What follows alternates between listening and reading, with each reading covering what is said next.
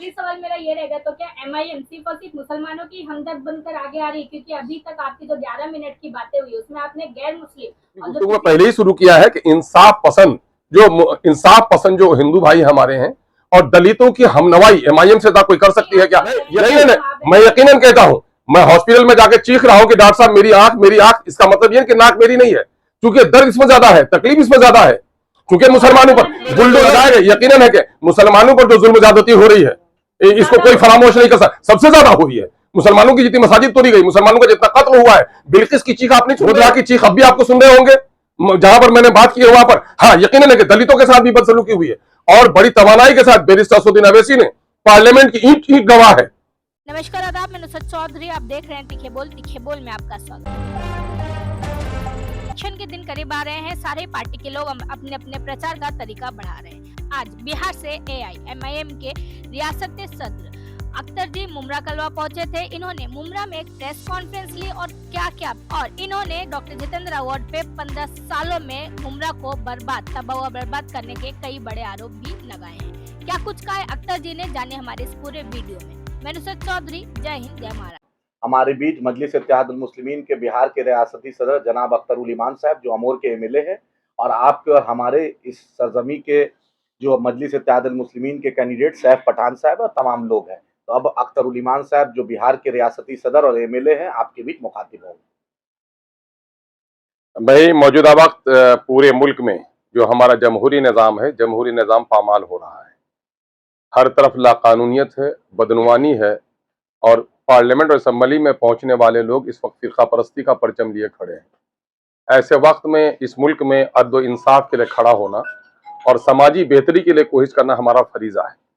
हमें बड़ी खुशी है कि इस वक्त सैफ पठान साहब यहाँ जो मुमरा की कलवा सीट है उससे हमारी पार्टी एआईएमआईएम की जानिब से उम्मीदवार है। इस नौजवान, पुरअज़्म नौजवान, बेखौफ नौजवान, बेबाक नौजवान और बेलाग नौजवान और पुरखुलूस काम करने वाला नौजवान, मैं समझता हूं कि इस वक्त ढूंढने से भी बहुत कम मिलते हैं।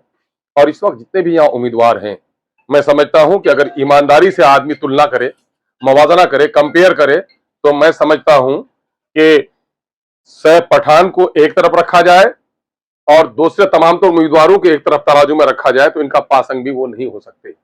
यकीनन है कि जितेंद्र वार्ड ने इस इलाके को जो तबाह किया है, वजीर बनने के बाद खासकर मुसलमानों के मफाद के साथ उसने जो खिलवाड़ किया है, इसको मैं समझता हूं कलवा की आवाम, जो हिंदू मुस्लिम और इंसाफ पसंद आवाम है, कभी फरामोश नहीं कर सकती।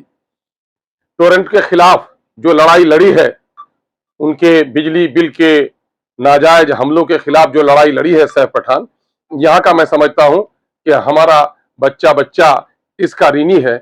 और कई सौ करोड़ का की जो नाजायज वसूली हो रही थी, इस नौजवान ने जान हथेली पे लेकर और बार बार धरना करके लोगों के मसाइल को इसने हल कराया है।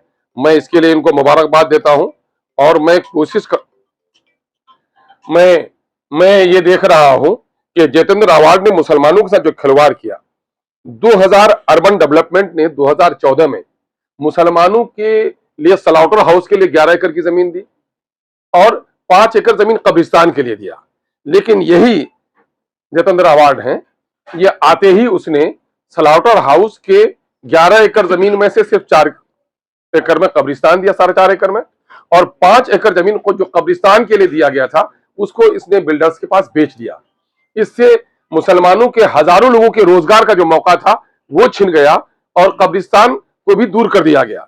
दूसरा मामला है 2019 में ही आप देखेंगे कि 13 एकड़ जमीन कॉलेज के लिए दिया गया था, 1.5 एकड़ जमीन वहां पर स्कूल के लिए था, 1.5 एकड़ जमीन वहां ड्रामा के लिए और थिएटर के लिए था, हॉकर्स के लिए 1.5 एकड़ जमीन थे और 8 एकड़ जमीन जो चिल्ड्रन पार्क के लिए था या उनके खेल के मैदान के लिए था, उसको भी जितेंद्र अवार्ड ने पूरे तौर पर तबाह बर्बाद कर दिया।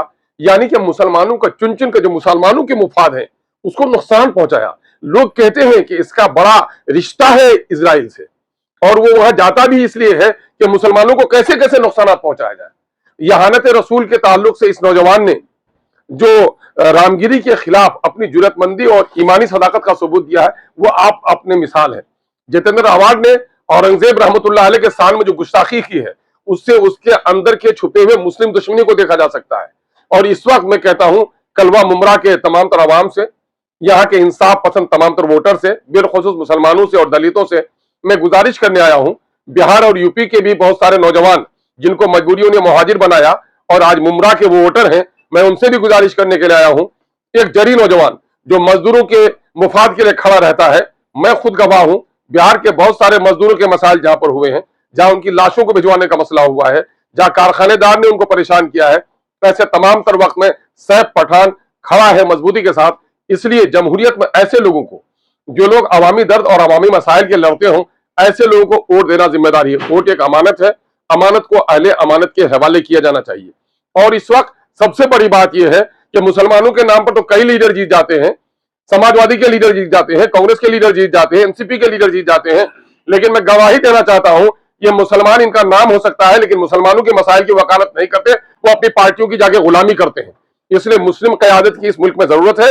इस मुल्क में आगरे पिछले तमाम तर जातियों ने अपनी जमात खड़ी कर ली है। जिस तरह जिस्म में सर नहीं हो तो वो लाश है, जिस कौम की कोई क़यादत नहीं है वो कौम भी मानिंद लाश है। इसलिए क़यादत की इस वक्त जरूरत है। हम उलमाए कराम से, जो लोग हकीकी मसाइल यहाँ के समझते हैं, हम जो समाजी कारकुन हैं, उनसे गुजारिश करते हैं, और हिंदू मुस्लिम उन तमाम तर दोस्तों से जो इस मुल्क में गंगा जमनी तहजीब को बरकरार रखना चाहते हैं, हिंदू मुस्लिम सिख ईसाई की मोहब्बत को कायम रखना चाहते हैं, एक इंसाफ पसंद नौजवान को अपना एक एक वोट डालें। इस वक्त बेइंतहा दौलतमंदों के मुकाबले में एक शख्स खड़ा है आहनी चट्टानी ताकत के साथ, वो अपने किरदार की बदौलत खड़ा है और अवाम की हिमायत की बदौलत खड़ा है। मैं समझता हूं कि वक्त का फिरौन भी हार जाता है। दौलतमंद दौलत से वोट नहीं खरीद सकता, वो मालू को खरीद सकता है, और एक आदमी अपने किरदार से अपने वोटर को मुतासिर कर सकता है और अवामी खिदमत के लिए अपना झंडा बुलंद कर सकता है। एक एक लोग साथ दें और इनको जिताएं। मैं गुजारिश करना है। अपोजिशन की बहुत सी खामियां गिना दी है, मगर सैफ पठान जी की कौन सी वो बातें हैं जिसे देखकर कलवा मुमरा के वोटर्स उन्हें चुनकर? मैंने, शायद आपने गौर से नहीं सुना, मैं कह रहा हूं कि टोरंट के बिजली बिल के खिलाफ लड़ाई लड़नी चाहिए थी यहाँ के एमएलए को, यहाँ के एमपी को, कॉर्पोरेटर्स को, लेकिन क्या जो लड़ाई इसने लड़ी है, क्या उसका एहसान तमाम तर लोगों पर नहीं गया? क्या कब्रिस्तान की जमीन की जो लड़ाई लड़ी है, बच्चों के स्कूल की जमीन की जो लड़ाई लड़ी है, सलाउटर हाउस की जमीन की जो लड़ाई लड़ी है, चिल्ड्रन पार्क की जो लड़ाई लड़ी है, तो क्या ये फरामोश कर देंगी कलवा मुमरा की अवाम? मैं समझता हूं कलवा मुमरा की अवाम बालिग नजर अवाम है, इंसाफ पसंद अवाम है, कभी से फरामोश नहीं कर सकती। एक आदमी के पास आज कोई सियासी कुव्वत नहीं है, अपने किरदार की बदौलत और अपने पार्टी की हिमायत की बदौलत इतना काम करता है। कल वो आदमी असेंबली में जाएगा तो इससे कई गुना ज्यादा कलवा मुमरा के पसमानदगी को हल करने, यहाँ के पानी बिजली के मसाइल को हल करने, तालीमी मसाइल को हल करने, कब्रिस्तान के मसाइल को हल करने और अवामी मसाइल को हल करने के लिए जरूर वो काम करेगा। हम ये उम्मीद रखते हैं। सर, मुस्लिम क़यादत की जहाँ भी बात आती है, और हम देख रहे हैं कि जो अपने आप को सेक्युलर पार्टियां बोलती है, उनका हमेशा से एक आरोप होता है वोट कटिंग पॉलिटिक्स, वोट काटने की पॉलिटिक्स। क्या इसको लेकर क्या कहेंगे और किस तरह से अवाम के साथ इस बात? नहीं, मोहतरमा के सवाल का मैं जवाब दे ही रहा था कि आप अवामी मसाइल के लिए मुमरा में पार्किंग का मसला नहीं था, रेल में एक्सीलेटर का मसला नहीं था। आप गवाही दीजिए खुद, आप यहाँ के नुमाइंदे हैं अखबारी, तो बताइए कि इस नौजवान ने लड़ाई लड़ी कि नहीं? वो सारी लड़ाइयां जो एमएलए को लड़नी चाहिए और उस वक्त एक नौजवान लड़ रहा है तो इसको मुबारकबाद देना चाहिए। जहां तक वोट काटने की बात कहते हैं, वोट काटने की बात उन लोगों को कहिए, नाअहल लोगों को कहिए, जो लोग वोट लेके जाते हैं और हमारे वोट को बर्बाद करते हैं। हम वोट को संभालना चाहते हैं और वोट की कीमत लोगों को सही तौर पर मिले, हम वो अदा करना चाहते हैं। और हम इस वक्त बैरिस्टर असदुद्दीन अवैसी की पूरी जिंदगी देख लीजिए, उनके असेंबली और पार्लियामेंट के अंदर में उनके पार्टी की कारकर्दगी देख लीजिए, अपोजिशन की पूरी जिम्मेदारी को अगर जिम्मेदारी के साथ कोई अदा कर रहा है, एनआरसी का मसला हो, मॉब लिंचिंग के मसाइल हो, बुलडोजर का मसला हो, आज अगर जितनी तवानाई के साथ बैरिस्टर असदुद्दीन अवैसी उठा रहे हैं, चाइना के जरिए से हिंदुस्तान की जमीन पर कब्जा करने का मसला हो, हुकूमत की गलत पॉलिसियां हो, अगर बढ़ चढ़ कर कोई सीना तान कर बोलता है तो उसका नाम बैरिस्टर असदुद्दीन अवैसी है। हम वोट बंटवाने के लिए नहीं आए हैं, बल्कि इस मुल्क में अकलियतों और दलितों को जो उनकी खोई हुई क़यादत है, वो क़यादत हमको देना चाहते हैं, इसलिए हम क़यादत को खड़ी करने की बात कर रहे हैं। एक सवाल मेरा रहेगा, आज मौलाना सज्जाद नुमानी साहब ने 2 बजे एक प्रेस कॉन्फ्रेंस की है। उन्होंने 141 कैंडिडेट को या 121 कैंडिडेट को खुल्लम खुल्ला समर्थन दिया नाम के साथ, बाकायदा उन्होंने लाइव बोला है, और उसमें से निचली जात के कैंडिडेट को ज्यादा सपोर्ट किया और उसमें 23 मुस्लिम उम्मीदवार का भी नाम लिया है। तो आपको क्या लगता है उन 23 उम्मीदवार में आपकी पार्टी के लोगों का भी नाम होगा? मैं समझता हूं कि खलील सज्जाद नौमानी साहब दामद बरकातहुम एक बड़े आलिम दीन है, और अल्लाह का शुक्र है कि और हम असर आलिमों के दरमियान में उनको अल्लाह तबारक व तआला ने सियासी बसीरत भी अता की है और समाजी मसाइल में, दलितों के मसाइल में बढ़ चढ़ कर काम करते हैं। अगर उनका बयान आया, मैं तो बयान देखा नहीं, लेकिन मैं समझता हूं कि उनके बयान गैर मुनसिफाना नहीं होना चाहिए। MIM जो कुछ काम कर रही है यहाँ पर, सैफ पठान जो काम कर रहे हैं, इम्तियाज जलील जो काम कर रहे हैं, जो काम हमारे वारिस पठान कर रहे हैं, यकसर इसे कोई फरामोश नहीं कर सकता।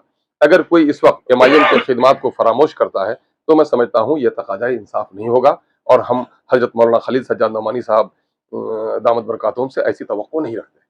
आप कह रहे हो कि मौलाना सज्जाद नोमानी के इस बयान पे हम तवक्को नहीं रखते, मगर आज जो हालात चल रहे हैं उस पर उन्होंने इसी को लेकर उन्होंने कहा कि महाविकास अघाड़ी की जो भी कैंडिडेट है उनको समर्थन करना चाहिए। हालात अभी खराब हैं। आज़ादी के बाद से लेकर इस वक्त मुसलमानों को भुगतना पड़ा है। बेशुमार फिरका वाराना फसाद हुए, नौजवानों की गर्दनें काटी गई, मुसलमानों के कारखाने उजाड़े गए, मसाजिद तोड़ी गई, मुसलमानों के शरीयत पर हमले हुए रोज बरोज। और उसकी बड़ी वजह यह है कि हमने जिसको मसीहा समझा है वो मसीहागिरी का काम नहीं करते हैं, क्योंकि अमली सियासत में हम रहते हैं। हम पार्लियामेंट और असेंबली के दरमियान में देखते हैं कि जिन पार्टियों को लोग समझ रहे हैं कि वो हमारी मसीहागिरी करेंगे, आप देख लीजिए समाजवादी के लोग, ये अखिलेश सिंह हैं, यादव हैं, मुजफ्फरनगर में तकरीबन 50,000 लोग कई माह तक कैंप में रहे और बहुत ही अफसोस, दिक्कत और बहुत ही गम के साथ कहना पड़ रहा है कि वह मुस्लिम बेटियों के साथ जो जुल्म और ज्यादती हुई, नौजवानों के साथ जो जुल्म ज्यादती हुई है, वो ऐसी शर्मनाक नजीर नहीं मिलती। और जबान नहीं खुली इन लोगों की, कभी खबरगिरी करने के लिए नहीं गए। ये हमारे हमदर्द हो सकते हैं क्या? अपनी क़यादत आप पैदा करनी पड़ेगी। मुल्क में इस वक्त जात, बिरादरी और मजहब की सियासत चल रही है। ऐसे वक्त में जिन लोगों ने अपनी सियासी क़यादत खड़ी नहीं की उनको बड़ा नुकसान होगा, उसकी मैं तमसील दे रहा हूँ। बात करती हूँ, आपने कहा कि इनकी जबान नहीं खुली, मगर अभी आपने देखा गया था हाल ही में जो इम्तियाज जलील साहब ने जो रामगिरी महाराज नीतीश राणे पर ये किया है, यहाँ पर आपके MIM की तरफ से भी असद साहब ने भी बहुत सी आवाजें उठाई, फिर अब तक रामगिरी महाराज और ये नीतीश राणे अरेस्ट क्यों नहीं हो रहा? अरे अरेस्ट इसी के लिए हम चाह रहे हैं कि हम अपनी ताकत को और मजबूत करें। हम इनको अरेस्टिंग करवाने के लिए जिनके बारे में, जिनको वोट देने के बारे में आप इशारा कर रहे हैं या मेरे खिलाफ जो 200 लोग लड़ रहे हैं, इनकी ताकत कहाँ खड़ी हो रही है? मेरे मस्जिदों के तहफ्फुज के लिए कहाँ ये खड़े हो पा रहे हैं? इन मसाइल में हम कमजोर हो गए हैं। पार्लियामेंट में इस वक्त मुसलमानों की 15% मुसलमानों की तादाद 80 से ज्यादा MP की होनी चाहिए थी। अगर जिस दिन हमारे 40-50 MP भी हो जाएंगे उस दिन फिर ये शरारत हमसे नहीं कर पाएंगे। तो आज क़यादत की आप बात कर रहे हैं, लेकिन एक बड़ा तबका उलमाओं का, ऐसा एक बड़ा तबका जो इनकी सभाओं में जा रहा है, जज्बाती तकरीरें कर रहा है, ऐसे शुअरा कराम भी आ गए हैं जो इन उम्मीदवारों की शान में कलाम बना रहे हैं, बड़ी बड़ी मनकबतों की तरह पेश कर रहे हैं, तो उनको क्या कहेंगे? क्योंकि उलमा कराम के जो बातें होती है, उनका जो गाइडेंस होता है, उसी की तरफ आवाम का रुझान होता है। भाई देखिए, इस पर बोलना जरूरी है। देखिए, फी ज़माना उलमाए हक और उलमाए सू रहे हैं और शायरी को हम कहेंगे एक फन है वो, लेकिन बादशाहों के दरबार पर हमेशा कसीदा गोई की है। जालिम बादशाहों के दरवाजे पर भी शायरों ने कसीदागरी की है। मैं उन पर कोई तबसरा नहीं करूंगा। शायरी से और बयानात से मसले का हल नहीं हो सकता है। ये कुल्लियतन पॉलिटिकल प्रोसेस है। जो लोग अमली तौर पर सियासत में काम कर रहे हैं उनकी राय लेनी चाहिए, उनके मशवरे कबूल करने चाहिए और खुद हमारे लोगों को फैसला ये करना चाहिए कि आजादी के बाद से लेकर इस वक्त मुसलमानों की तबाही का सबब क्या है। मुसलमानों की मस्जिदें आज आलीशान बन गई हैं, मदारिस आलीशान बन गए हैं, उलमा शहीद किए गए थे, उससे कई गुना ज्यादा उलमा हो गए हैं। अगर आप ढूंढ कर देखेंगे तो मुसलमानों की जुबूहाली और परेशानी की सबसे बड़ी वजह यह हो गई है कि पार्लियामेंट और असेंबली में उसकी तादाद और उसकी गैरतमंदाना नुमाइंदगी खत्म हो गई है। इसलिए गैरतमंदाना, आबरूमंदाना, दयानतदाराना सियासत की जरूरत है और उसी के लिए MIM कोशिश कर रही है। सर, आखिरी सवाल मेरा ये रहेगा, तो क्या MIM सिर्फ और सिर्फ मुसलमानों की हमदर्द बनकर आगे आ रही है? क्योंकि अभी तक आपकी जो 11 मिनट की बातें हुई उसमें आपने गैर मुस्लिम और जो पिछड़ी जात के लोग हैं उनका जिक्र कहीं नहीं किया। आपने पूछा नहीं। यहाँ इस इलाके में मैंने अपनी गुफ्तगू में पहले ही शुरू किया है कि इंसाफ पसंद जो हिंदू भाई हमारे हैं और दलितों की हमनवाई MIM से कोई कर सकती है क्या?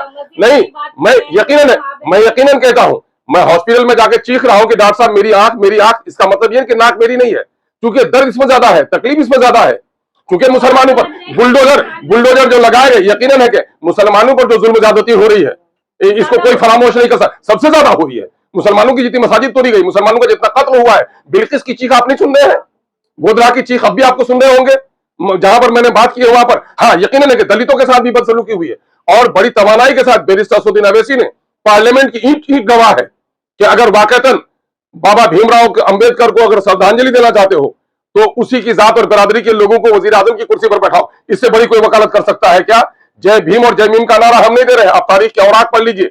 इन दलितों को, सुअर और कुत्तों को जो लोग अपने दरवाजे पे बैठाते थे और दलितों को नहीं बैठाते थे, उसको सबसे पहले गले लगाया है तो हमारे सूफियों ने लगाया है, हमारे मुस्लिम खानकाहों ने लगाया है। इसलिए हम उनको छोड़ के हम बात नहीं करते, बल्कि एक दावत हम और देते हैं कि एमआईएम सिर्फ ये नहीं दावत देती, एमआईएम के बेशतर लीडरों का यकीन है कि हमारे जो मुस्लिम लीडर है, इस संसार का खुदा एक है और सारे इंसान एक माँ बाप के संतान है। हम रंग और नस्ल की बुनियाद पर भेद नहीं करते, हम किरदार की बुनियाद पर काम करते हैं। यहाँ पर जो है और महाराष्ट्र में भी हम दलितों को लड़ा रहे हैं, महाराष्ट्र में दलितों को लड़ा रहे हैं, बिहार में भी 2 सीट हमने लड़ाया है।